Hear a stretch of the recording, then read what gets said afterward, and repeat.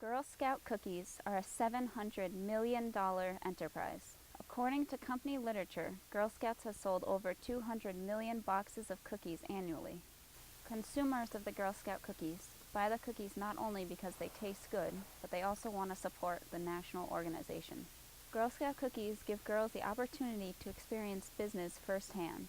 The Girl Scout cookie selling began as a bake sale in 1917, which is just 5 years after the beginning of Girl Scouts in the United States. Originally, the cookies cost between 25 and 35 cents per dozen. The cost of ingredients to make 6 or 7 dozen was 26 to 36 cents. In the 1930s, a council in Philadelphia sold 44 cookies for 23 cents. This council was the first to begin the commercialization of cookies. The National Girl Scout Organization began the process to license the first commercial baker to bake the official Girl Scout cookies in 1936.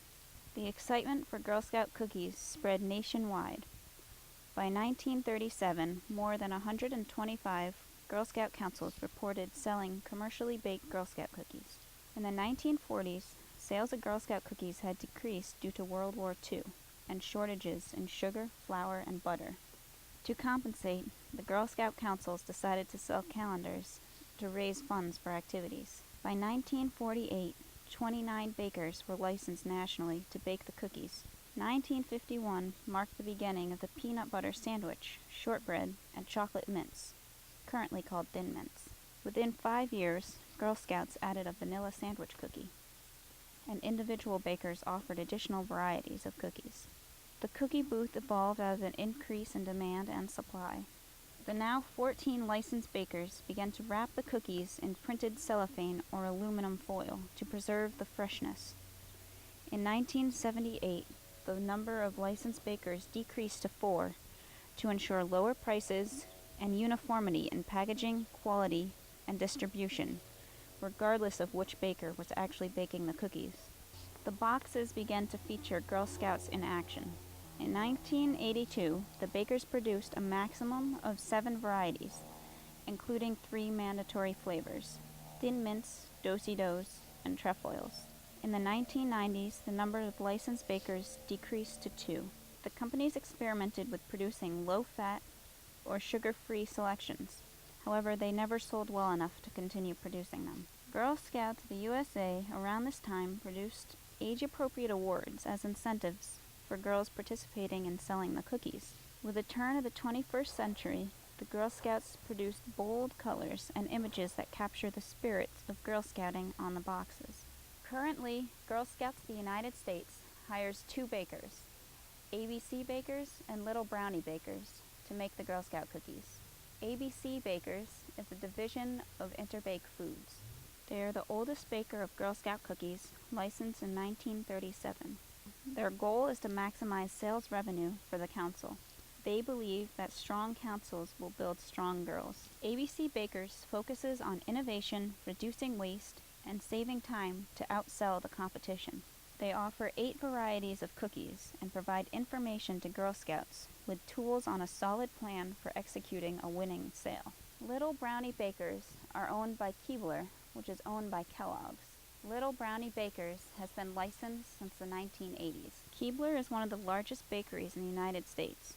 They chose to partner with Girl Scouts because the cookies were a major contributor to the market, and they wanted to be involved. By 2008, Little Brownie Baker became one of only 2 licensed partners to manufacture Girl Scout cookies. In March of 2011, Keebler released the Keebler Fudge Shop Coconut Dreams, which was almost exactly the same as the Girl Scout Samoas. The Coconut Dreams are priced at $2.50 per box and have more cookies in each box than the Samoas. The only noticeable difference between Samoas and the Coconut Dreams is the use of milk chocolate instead of dark chocolate. Keebler also has a knockoff Thin Mint cookie. They are called the Keebler Fudge Shop Grasshoppers. The institution of these cookies into the local grocery stores has had a negative effect on the sales of Girl Scout cookies. The sale of the knockoff cookies is making the Girl Scouts have to work harder to sell the same quantity of those cookies. Despite Keebler's imitation Girl Scout cookies, currently the number of Girl Scout cookies sold is higher than ever. Nationally, In 2013, Girl Scouts sold a total of 200 million boxes of cookies. This table is based on an average cookie cost of $3.50 per box. This pie graph shows the percentage breakdown of cookies sold. In 2013, girls of the Girl Scouts of Northeastern New York Council sold over 1 million boxes of cookies.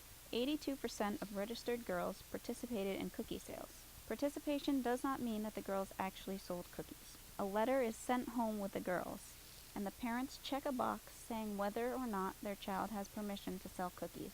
Either way, if the form gets returned to council, the girl is considered to be participating in the Girl Scout cookie program.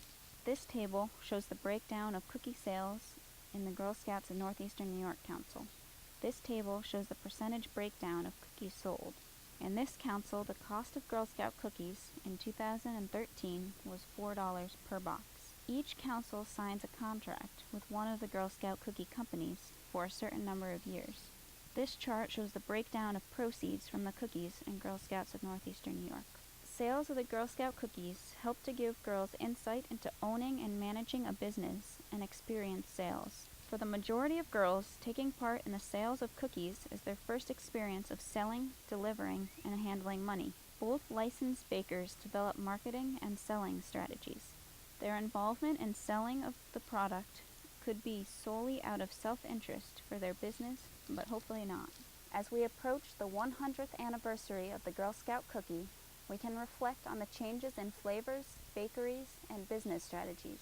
However, several things have not changed, including girls learning aspects of running a business, cookies of wholesome ingredients, and delicious cookies that customers can look forward to seeing and buying year after year. As we look to the future of Girl Scout cookies, there will be many changes. The Girl Scouts of today look forward to the upcoming challenges they will face.